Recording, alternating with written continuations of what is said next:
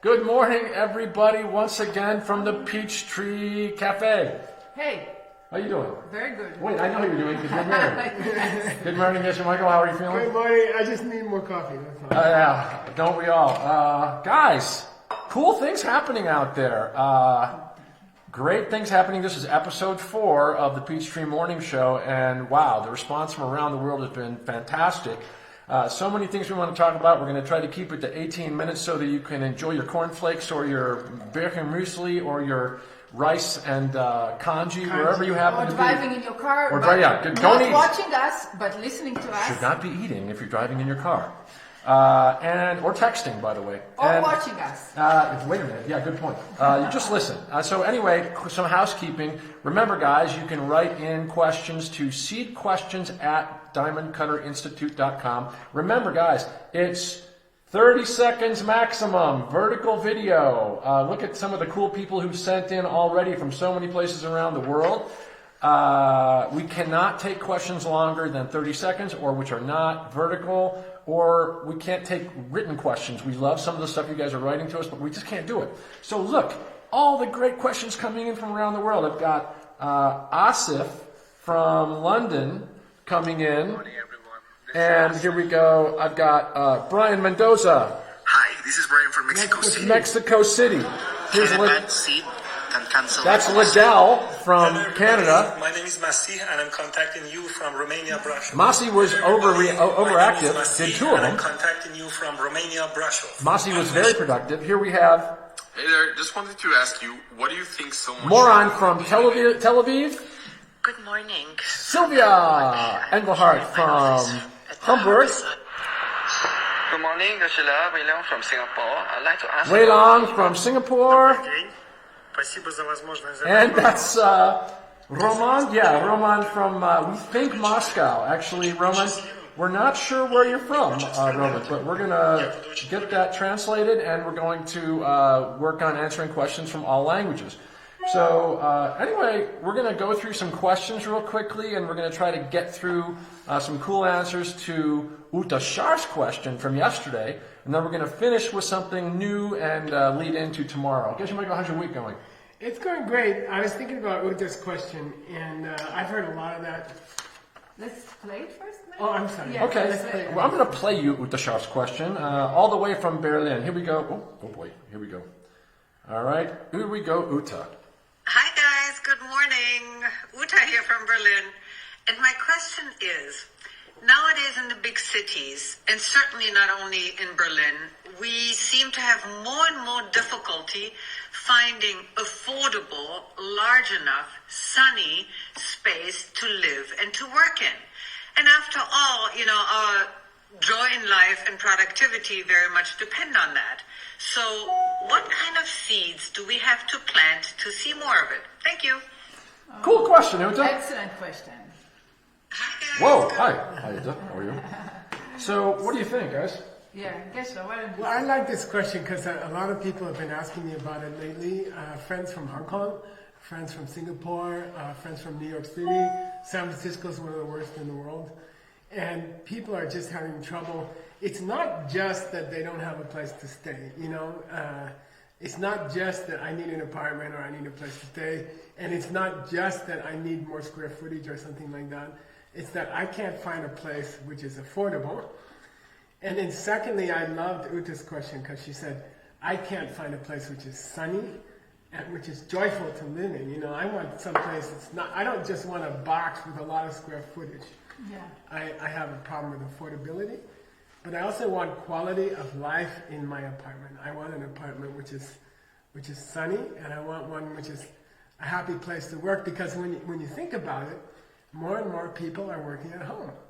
Right. So, they don't want to be stuck in a box all day, all night. You have to live there, they have to sleep there, they have to eat there, they have to be with their family there.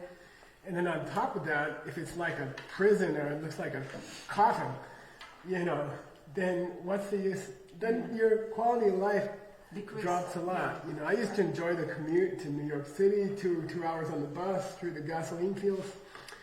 You don't get that nowadays. You're locked at home. So, in my opinion, it's a divide and conquer question. When you talk about seeds, so this show is about seed system.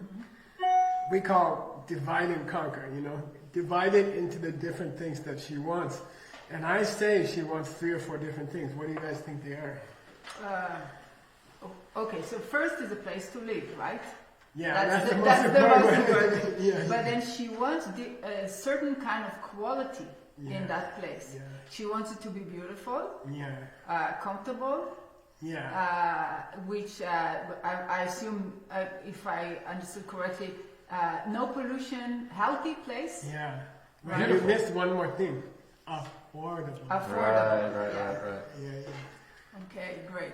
So I think you have to divide and conquer. Like, what are the separate seeds? so each one of them, we need a separate seed. Exactly. Well, and Okay, so we have to have a plan. If we have the same question of her, we have to create a seed plan that actually target each one of the quality that she wants for the place. Yeah, and people are telling me about this show that they love the philosophical discussion, but they said by the end of the show, can you say do this, do this, do this? They want some concrete stuff. Me too.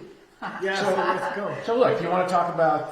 So let's start with the place. Do you want basic seeds and then finishing seeds? You want to talk about detail? I mean... Well, I have another suggestion, which I always have. You guys yourselves, you were renting a place and you weren't too happy with it, I remember. And then you came to me and we had a long discussion about seeds.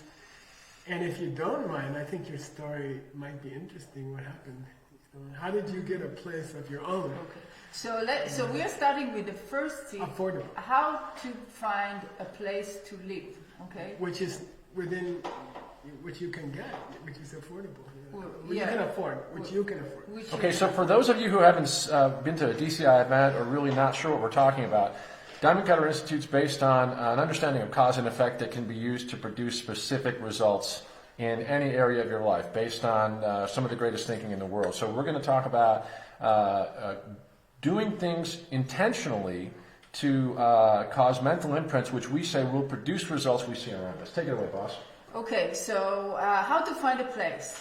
Okay, so if we go with same make same, the first law of seeds, what I plant is what I get. So if I want to have a place to live, I need to provide a housing, I need to provide a roof for somebody else who has the same need. Whatever I do for or to other people is going to produce a result. I'll experience something similar, right? Okay, What are some things that you guys did? Okay. Because I know you're working on some stuff like this. Okay, so we actually, we did several things ourselves, and we work with the system of providing other people housing and a roof. One of the things that we did is helping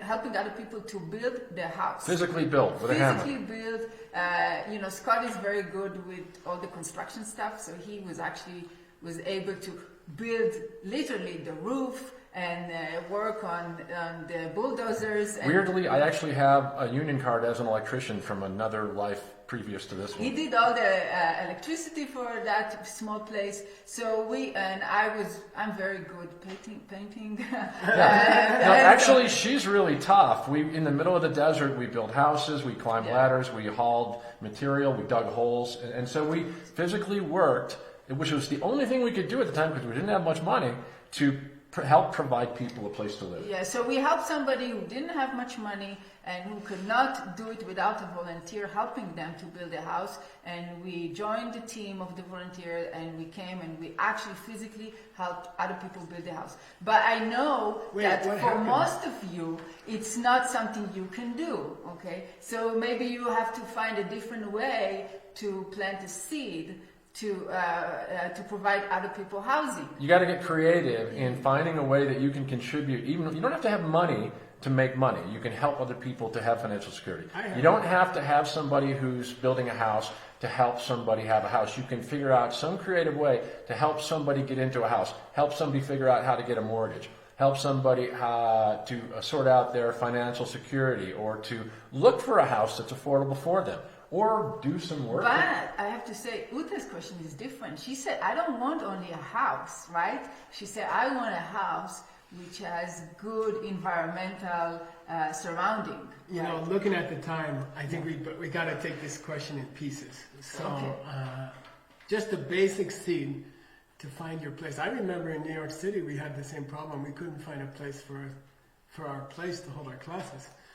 And what we did was we actually went looking for a place. We found a beautiful place near the Port Authority bus station in the 40s and around 5th Avenue. And then we found a beautiful, beautiful place, and we gave it to somebody else who was looking for a place. Cool. Wow. So we knew somebody else was looking for a place.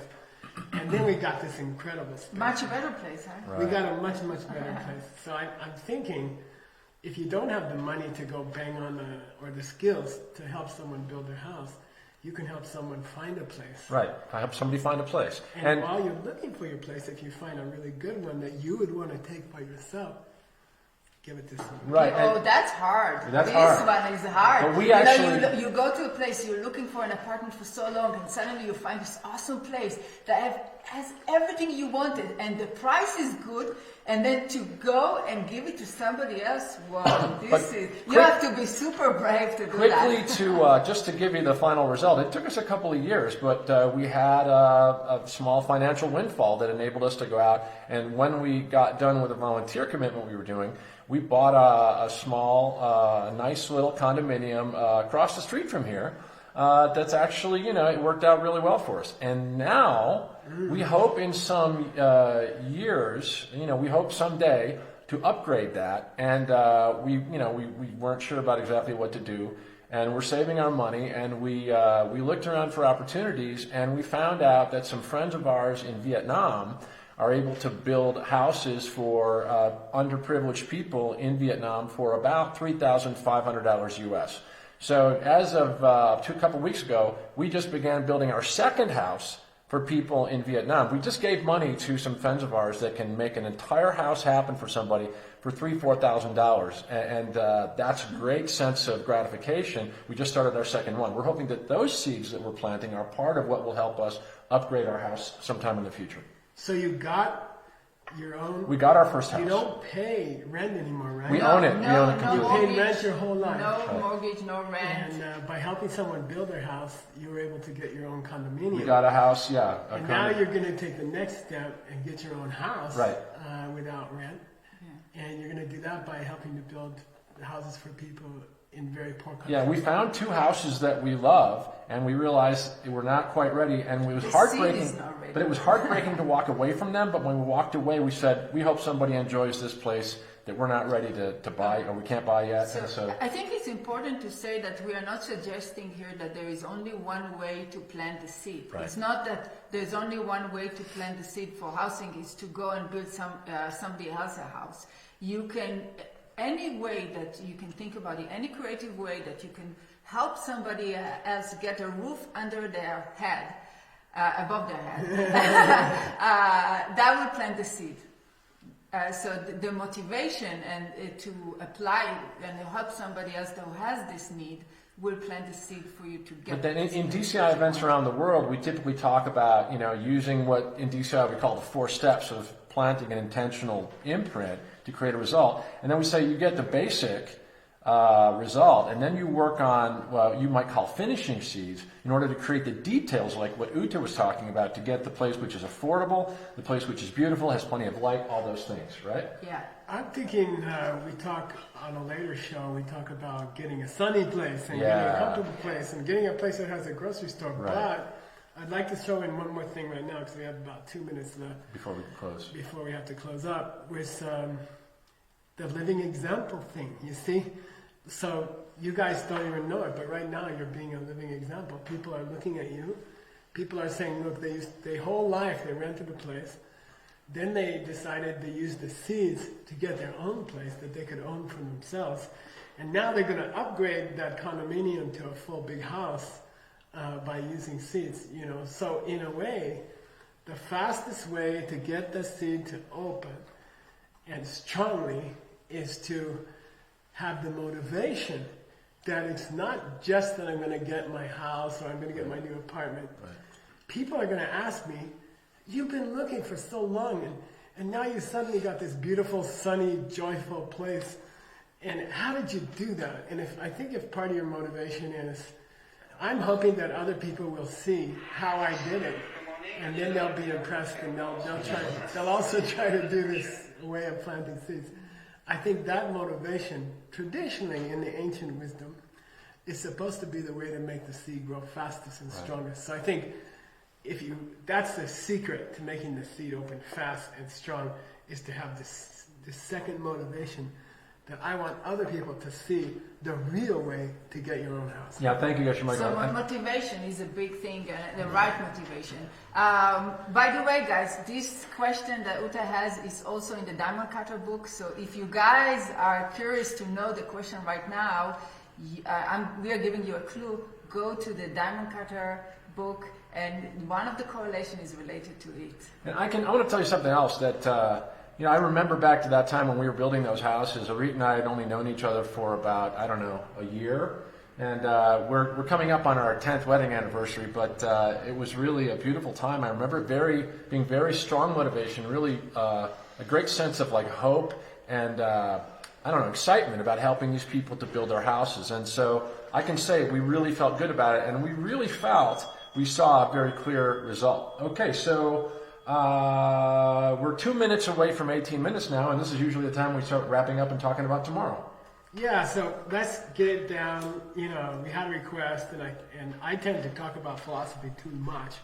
People, give me a concrete steps that I can take. So how would you summarize 2 or 3 concrete steps to getting your own place? Because you did it yourself. You want to you want a house, you want a beautiful house, help somebody else find a beautiful house. Do the work, look online, look around town, go to places and help, basically become that person's advocate.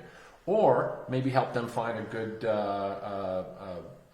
clearinghouse for mortgages, an apartment-like search company, help them work through the process. Any seed that you plan to help somebody else find a roof, that it will plant the seed. Or to improve their housing situation, you could help someone fix up their house, like do work for them to make it more beautiful inside the place they live, because that's the kind of result that you want to get. And I would say that thing one more time. Find another person who's looking for a great apartment. Go looking for your apartment. Right. When you find the perfect apartment, give it to them. Yeah. And that's a dynamite seed. Yeah, that's a hard one. This is for brave people. That's for brave people. Yes. That's a hard one. Good luck with that. But that was a great question, and a lot of people have that question around the world. A lot of our friends in Hong Kong are struggling with how to find good housing. Singapore, everywhere. New York. So now we're going to finish up and get ready for tomorrow. And a lot of our friends in Asia, especially in Asia, but all over the world, are dealing with the coronavirus issue right now. And we just want you guys to know that we're thinking about you all the time, talking about you all the time. Praying for you. And just, thinking, we want to do what we can. What can one person do? So we're going to take a question from Wei Long today from Singapore, and I'm going to play it for you one more time. Singapore, I'd like to ask about the... Let's start Wei Long one more time. Here we go. Good morning, Sheila. Wei Long from Singapore. I'd like to ask about the virus question. Would the effect of doing the seeds, such as looking after the health of somebody, giving an apple, etc., have the same effect on everybody? And for countries with more serious cases, what more can we do? Thank you. Okay, did you guys understand the middle part of that? Good morning. Yeah. Why don't you summarize for us? I would say he's thinking, what is the most... what I heard just this time when we listened to it is that he's asking, different people try the same method to be healthy or to stop the virus, and different people get different results from the same method. That's really his question. And then that's his first question. His second question is, it's getting serious in certain countries, and is there a way we can just really put more energy into it and stop this virus? Great question, Wei Long. And so thank you guys for sending the questions in. Remember again, guys, seedquestions@diamondcutterinstitute.com. Send your vertical selfie videos no more than 30 seconds long. And we're seeing a lot of great questions come in. We're going to try to answer all of them on the air or get somebody back to you. And we're having a lot of fun having our morning with you, having our breakfast with you. Hope you guys have a great day, and we'll see you tomorrow. All right? Bye. Yay! See you tomorrow, guys. Bye for now.